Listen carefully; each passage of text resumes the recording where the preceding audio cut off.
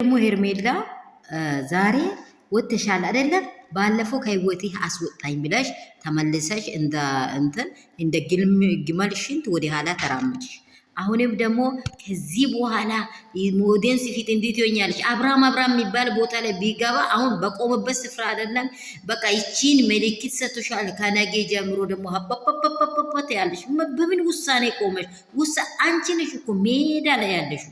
ፍቅርም ቢሆን እግዚአብሔር ይመስገን ፍሬ አላት። ሩታም ቢሆን ልጅ አላት። ግን አንቺ በሜዳ ሆነች ሴት ልጅነትሽን እያከበርሽ አይደለም። እስቲ ግን በውሳኔሽ ጸንተሽ ቆሚ። አብርሃም አልፈልግም፣ እንደዚህ ያለ ህይወት አልፈልግም። እኔ ከአንተ ጋር መሆንም መኖርም አልፈልግም። የፈለግከው ሰው ጋር መሆን ትችላል። ለምን አሁን ለምን ኮረዳ ይዛ ያታገባው? በቃ አያስፈልግም። ያን ከአንተ ጋር ሄደሽ እንደኔ ብለሽ ቁርጥ አርገሽ እስቲ ተለይ። አብርሃም እስቲ ያላንቺ መኖር እንደማይችል እናየዋለን።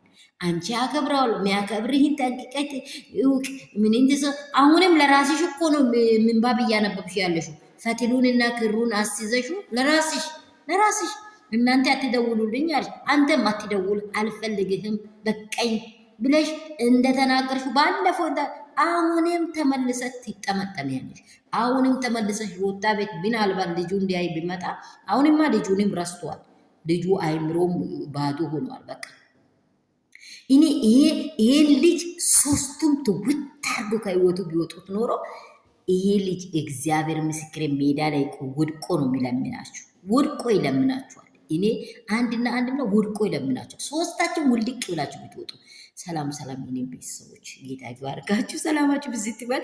ላይክ እና ሼር ሰብስክራይብ አድርጉ። ምን አይነት ትላንት ዛሬ ምን አይነት ፈተና እንደሆነ እንደው አብርሃም አቆም የለው።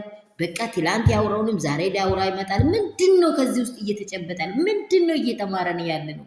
አብርሃም ጭንቅላቱ ላይ በሚሰራው ጸጉር ላይ እየተሰራ ያለ ነገር አለ። በቃ ፍቅር አሁን ደግሞ ፍቅር ያንቺ ሊሆን አልችልም ማለት ተመልሶ ለምን የሷ ልትሆንም የሷ ላትሆንም አንተ ጭንቅላት የለህም? ማን እንደሆነ ለአንተ የሚያስፈልግን ሰው አታውቅም? ከዘራ ዝማድ ጋር አይደለም የተወለድከው? ምን አይነት ሰው ነው? ሰው ያየኛል አትል። 5 ሚሊዮን ህዝብ እኮ አንተ እንዲህ ስታደርገው 4ቱ አንተን ያሳያል ብላለች እኮ። በጣም ትክክለኛ መልስ ተናግራለች። አረ ይግባሽ ትርጉሙ የኔ መሆኑ አለ ዘፋኙ ኩሽ